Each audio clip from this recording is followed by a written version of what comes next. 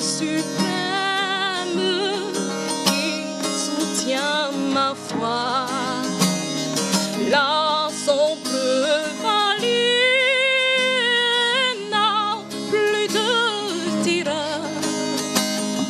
L'âme consolée, je marche avec mon sauveur. Non, non, non, jamais tout seul. Non, jamais tout seul. Jésus, mon sauveur, me garde. Jamais ne me laisse seul. Non, jamais tout seul. Non, jamais tout seul. Jésus, mon sauveur, me garde. Je ne suis jamais tout seul. D'aube matinière, de lui qu'au jour. Jésus, ma lumière, m'éclaire toujours. Quand je perds de vue l'Australie,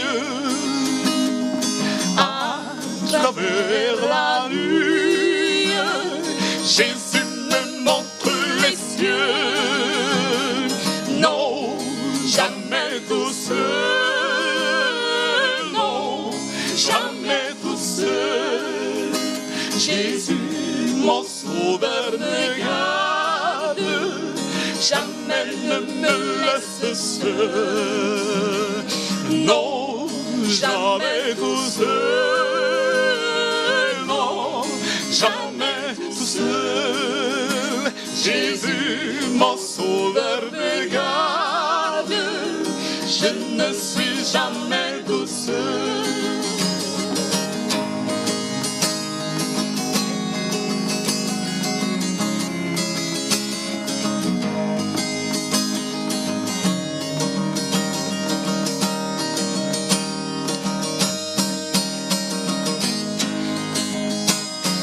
Les dangers accourent, subtils inconnus. De près ils m'entourent, plus près est Jésus, qui dans le voyage me redit c'est moi. Ne crains rien, courage. Je suis toujours avec toi. Non, non, non, jamais tout seul. Non, jamais tout seul. Jésus, mon sauveur, me garde. Jamais ne me laisse seul. Non, jamais tout seul. Non, jamais tout seul. Jésus, mon sauveur, me garde. Je ne suis jamais tout seul. Non, jamais tout seul. Non, jamais tout seul. Seigneur notre Dieu et notre Père, nous venons à toi humblement au nom et par le mérite du Seigneur Jésus-Christ, te rendre gloire et honneur et te dire merci pour ton amour envers nous, pour tes bontés de chaque jour, pour le sacrifice de Jésus-Christ et pour cet instant particulier dont tu nous fais grâce afin de proclamer ta parole, le message d'amour que tu as pour l'humanité.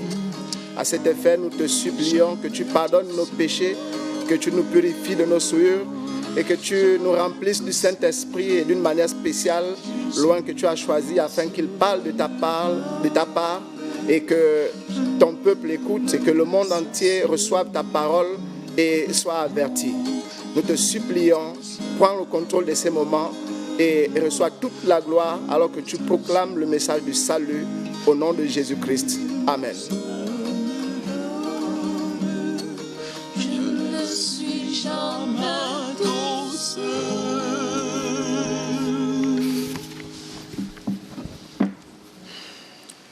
Chers frères et sœurs en Jésus-Christ, depuis près de 3 mois déjà, le monde fait face à une situation sanitaire imprévisible et inimaginable.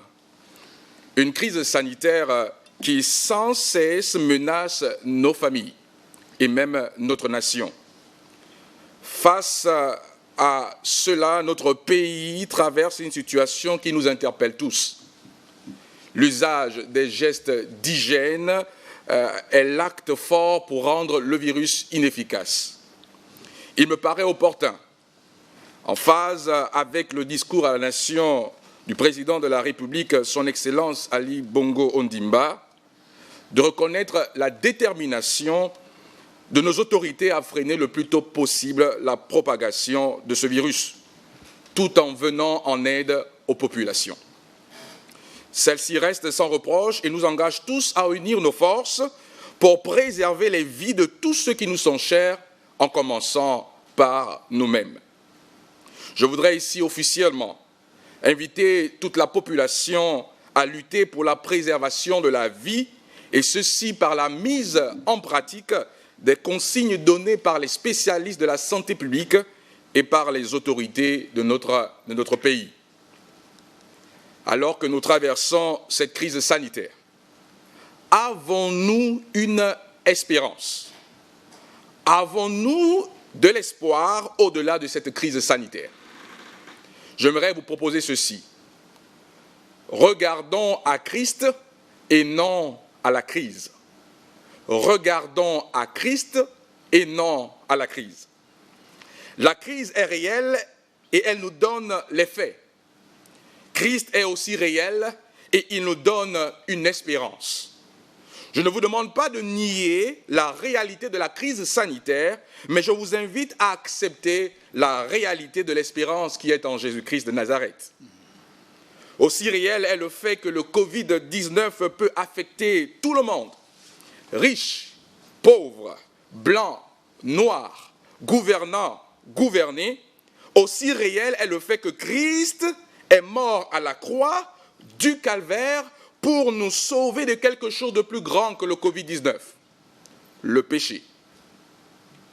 Les faits et les conséquences de la crise peuvent nous rendre perplexes et créer en nous l'incertitude du lendemain, la peur, l'angoisse, la psychose. Cependant, la réalité de l'espérance qui est en Christ peut nous conduire non seulement à voir, mais aussi à vivre au-delà de cette crise sanitaire. Regardons à Christ et non à la crise sanitaire. Le peuple de Dieu était dans le pays de la terre promise. Et soudain, les Moabites, les Ammonites et les Meunites décidèrent de venir faire guerre contre le roi de Juda, Josaphat. 2 Chroniques, le chapitre 20, le verset 1 et 2. Ceci était une crise sans précédent. Cependant, au lieu de tourner ses regards vers la crise, Josaphat se tourna vers Dieu. Il était alarmé et chercha Dieu par la prière et le jeûne. 2 Chroniques, chapitre 20, le verset 12, enregistre sa prière comme suit. « Ô notre Dieu, n'exerceras-tu pas tes jugements sur eux? Car nous sommes sans force devant cette multitude nombreuse. » Nous pourrons dire aussi, car nous sommes sans force devant ce virus. Nous ne savons que faire, mais nos yeux sont sur toi. Gardons nos yeux fixés sur Dieu, la source de la véritable espérance, et non sur la crise sanitaire. Regardons à Christ et non à la crise sanitaire. Face à la crise telle que celle du Covid-19, nous sommes le plus souvent préoccupés par la situation. Nous nous posons tellement de questions que nous cherchons des réponses ici et là. Rappelez-vous, lorsque les enfants d'Israël étaient avaient derrière eux le pharaon et devant eux la mer Rouge, le peuple de Dieu était pris au piège. Ils étaient face à l'anéantissement. Ils étaient terrifiés et criait au Seigneur. Exode chapitre 14, verset 10. Moïse répondit au peuple. Exode chapitre 14, verset 13 à 14. N'ayez pas peur. Restez ferme et vous verrez la délivrance que le Seigneur vous apportera aujourd'hui. Vous ne la verrez plus jamais. Le Seigneur se battra pour vous. Il suffit de rester immobile. Ou si vous voulez, il suffit de rester calme. Le peuple devait se concentrer sur Christ et non sur la crise. Il devait rester calme et non s'alarmer. Avait-il déjà oublié ce que le Christ avait déjà fait pour eux? Le Seigneur ne les avait-il pas protégés à Goshen lorsque les fléaux sont tombés sur l'Égypte? Parlant des signes précurseurs, dans Matthieu chapitre 24, tels que les guerres, les famines, les tremblements de terre, les faux prophètes, les faux Christ, Jésus déclare ce qui suit. De même, quand vous verrez toutes ces choses, sachez que le Fils de l'homme est proche à la porte. Voici, je vous l'ai annoncé d'avance, Matthieu 21, verset 26. Quelle doit être notre attitude? Jésus répond en disant, Luc 21, verset 28. Quand ces choses commenceront à arriver, redressez-vous et levez vos têtes. Redressez-vous et levez vos têtes, parce que votre délivrance est proche. Nous devons lever la tête, c'est-à-dire regarder à Jésus qui vient nous donner la vie et non baisser la tête et regarder à cette crise sanitaire qui est fataliste et alarmiste. Dieu a le pouvoir de préserver nos vies et celles de nos familles. Dieu a le pouvoir de préserver cette nation de cette crise sanitaire. Luc 21, versets 25 et 26, nous présente l'attitude des individus n'ayant aucune espérance face à une crise. La Bible dit, il y aura des signes dans le soleil, dans la lune et dans les étoiles, et sur la terre, il y aura de l'angoisse chez les nations qui ne sauront que faire au bruit de la mer et des flots, les hommes rendant l'âme de terreur dans l'attente de ce qui surviendra pour la terre. Car la puissance des cieux seront ébranlées. En d'autres termes, la peur, la panique, la psychose, l'incertitude du lendemain est l'apanage de tous ceux qui n'ont point d'espérance.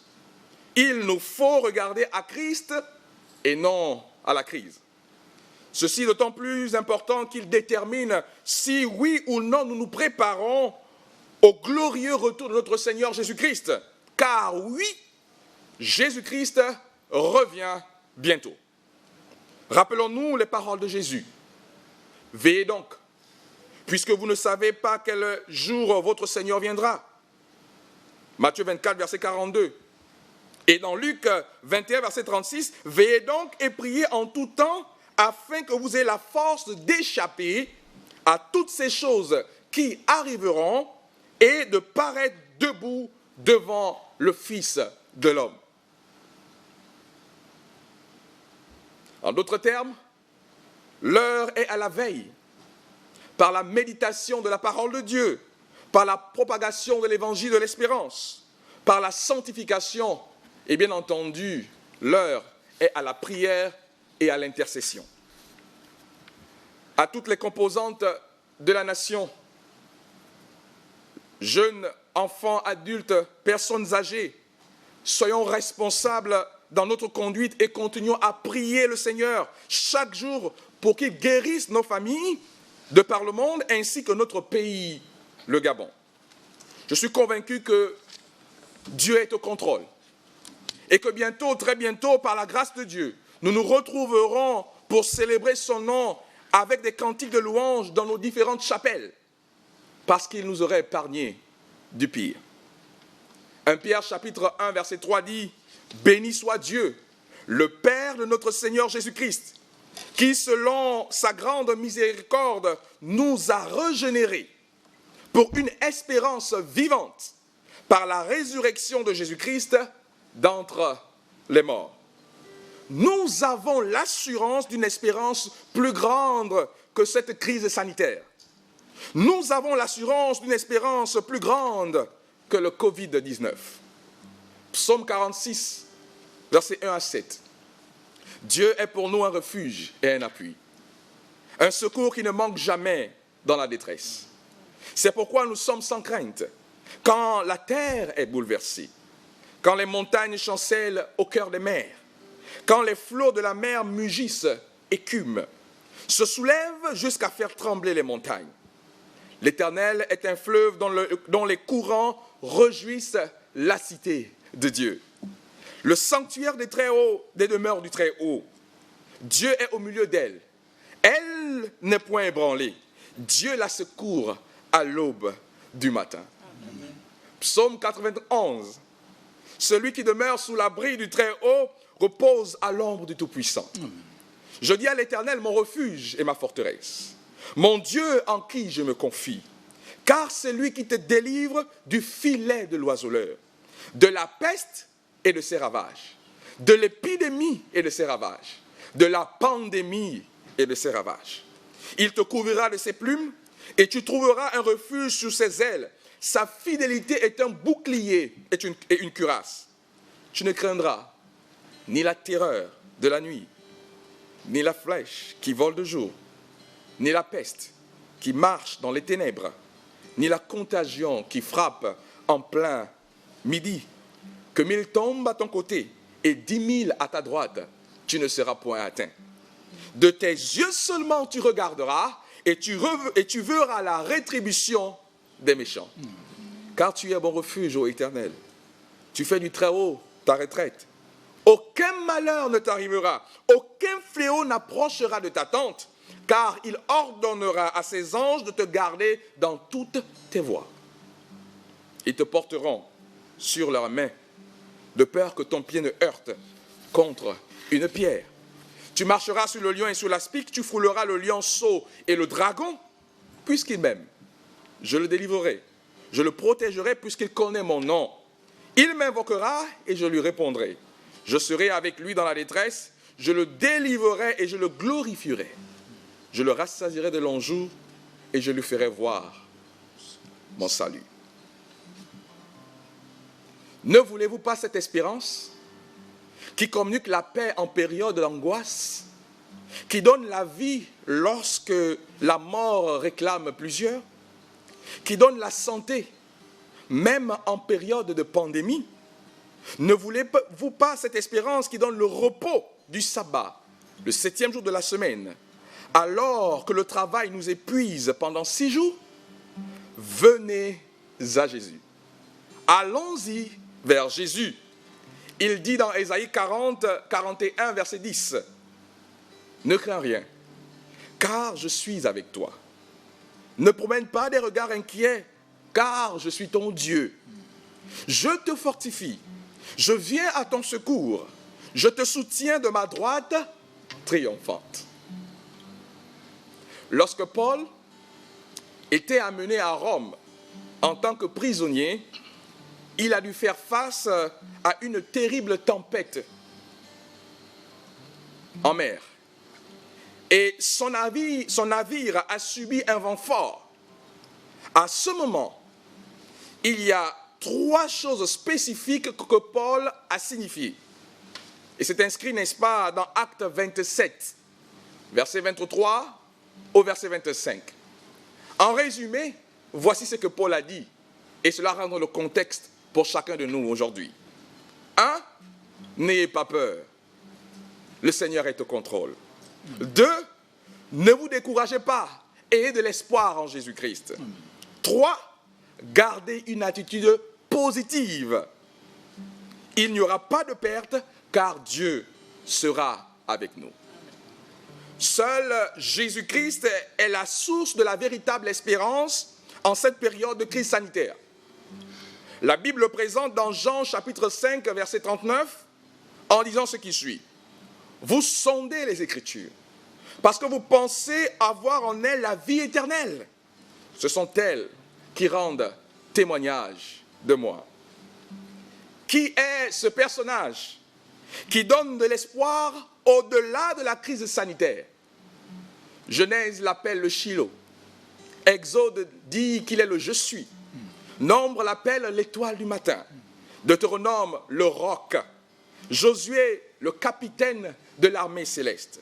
Job l'appelle le rédempteur vivant. Psaume l'appelle le bon berger.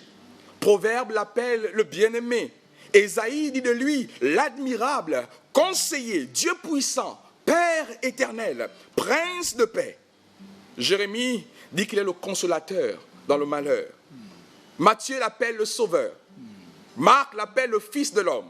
Luc dit de lui qu'il est le grand médecin, le médecin par excellence qui peut nous guérir de nos maladies. Jean l'appelle la parole faite chair. Acte dit qu'il a le pouvoir de nous utiliser pour sa gloire. Philippiens dit, Dieu lui a donné un nom au-dessus de tout nom, y compris le Covid-19. Et devant lui, tout genou fléchira et toute langue confessera qui est Seigneur à la gloire de Dieu le Père. 1 Thessaloniciens dit ce qui suit. Celui qui descendra au son de la trompette et donnera la vie éternelle à ceux qui l'auront accepté comme Seigneur et Sauveur personnel. Jude l'appelle et dit ce qui suit. Il est capable, oui, Dieu est capable de vous préserver de toute chute et vous faire paraître devant sa gloire irrépréhensible et dans l'allégresse. À Dieu seul notre Sauveur. À Dieu seul notre Sauveur.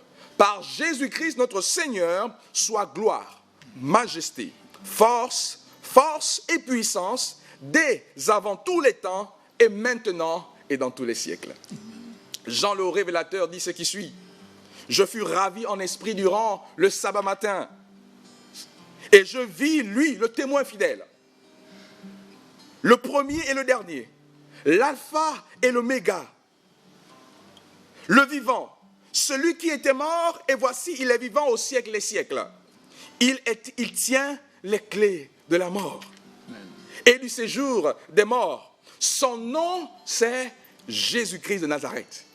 À lui soit la gloire, à lui soit la puissance au siècle des siècles. Amen. Pour clôturer, je voudrais, n'est-ce pas, à chacun d'entre nous dire bon courage. Bon courage à toute la population gabonaise. Bon courage aux hommes et aux femmes. Bon courage aux jeunes, adultes et personnes âgées. Bon courage aux médecins qui se battent pour préserver nos vies dans cette nation gabonaise. Bon courage aux corps habillés qui font le possible de maintenir l'ordre et la discipline. Bon courage aux communicateurs qui nous permettent, n'est-ce pas, de transmettre l'évangile par les moyens qu'ils ont en leur possession. Bon courage au gouvernement. Bon courage au premier citoyen de cette nation qui est le président, son Excellence le président de la République, Ali Bongo Ondimba. Pour vous et pour moi, la seule véritable espérance se trouve en Jésus-Christ. Que Dieu vous bénisse, qu'il vous protège, vous et vos familles, tout en mettant en pratique les mesures préventives présentées, n'est-ce pas, par les responsables de la santé publique et par le gouvernement. Que Dieu préserve cette nation. Gardons le sourire, car Dieu est au contrôle. Au nom de Jésus-Christ de Nazareth. Amen. Que Dieu vous bénisse. Lorsque devant l'agneau s'ouvrira le grand livre, où